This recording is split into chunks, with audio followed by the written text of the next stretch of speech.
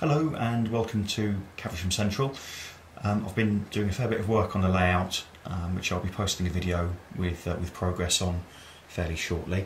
But today I wanted to upload a quick sort of tutorial, if you like, about how I go about laying track across the sort of lift up trapdoor part of the layout.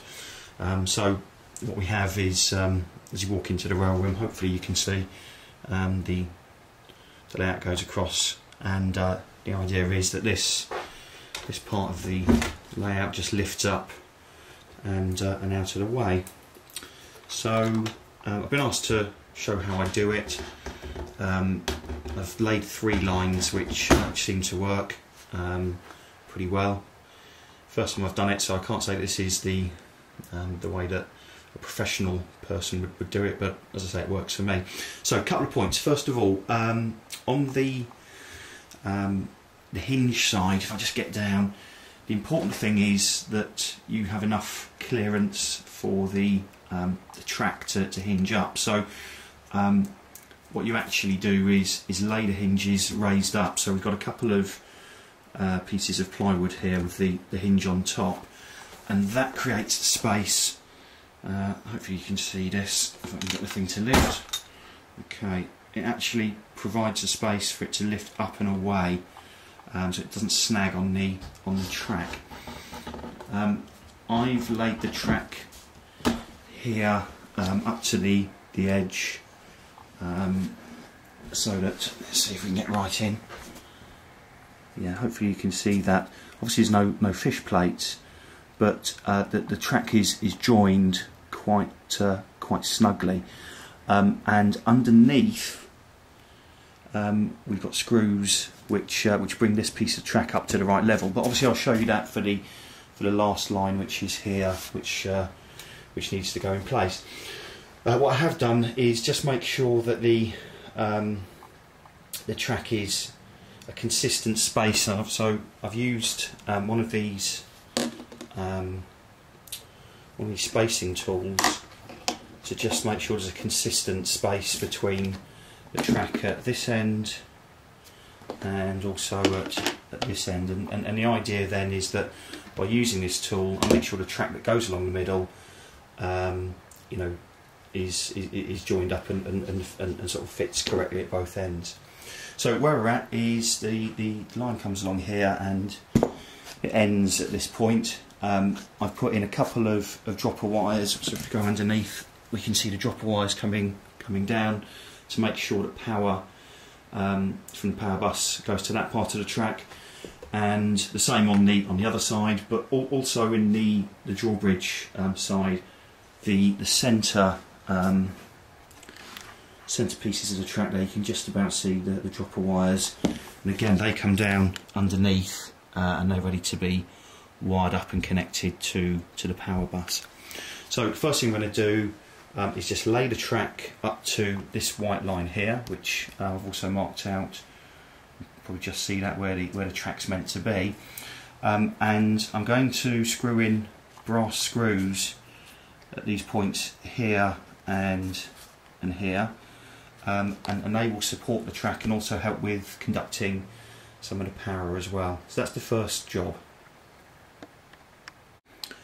Okay, so I've screwed in the 2 brass screws, and as you can hopefully see, they if I come over the top there, you can see that the track just protrudes over the top of them.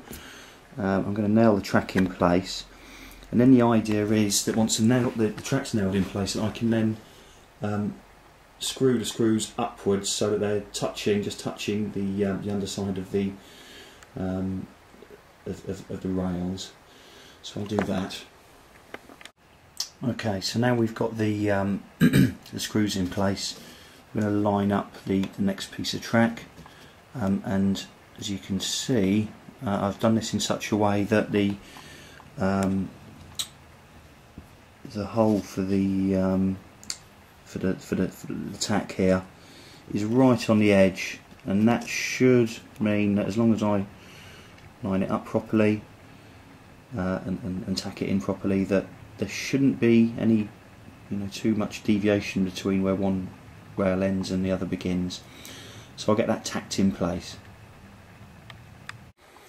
Okay, so we've now got the track nailed down and in place, and just a quick test. We'll lift out the sort of trapdoor bit and pop it back and see how closely does it align. The answer is it actually aligns pretty well. So what we're now going to do is I'm just going to drill some holes through the baseboard to put down the dropper wires. The dropper wires I buy from eBay. They're pre-soldered to fish plates. Now I hate soldering, so it saves me a real job. I think about a quid, £1.50 I think for 6, which is pretty good value. So I'll drill the holes and get the dropper wires in place, and then we can finish off by joining up the track at the other end. Hopefully this will all work. Okay, so I've now wired in the piece of track, put the droppers in.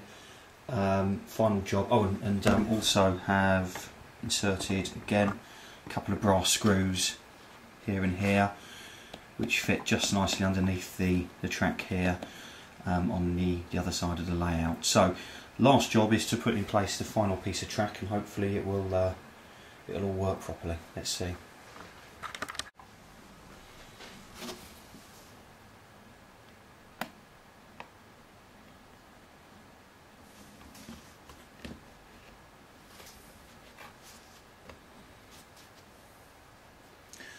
Okay, and if I hold this in place, hopefully you can see, if I'm moving a bit closer actually. There we go. That fits just about perfectly. So what I'm going to do is nail down the track, and then the screws underneath I'm just going to raise up, just so that they're supporting the track, and make sure that there's no, no particular sort of jump or whatever from the track levels. Okay, so that's now nailed in place, and if I zoom in and focus,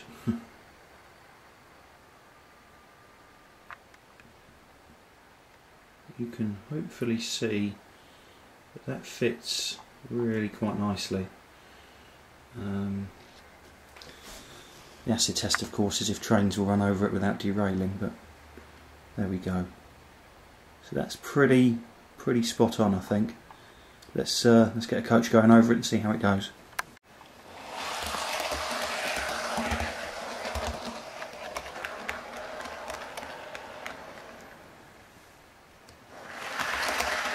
Okay, that seems to be pretty good.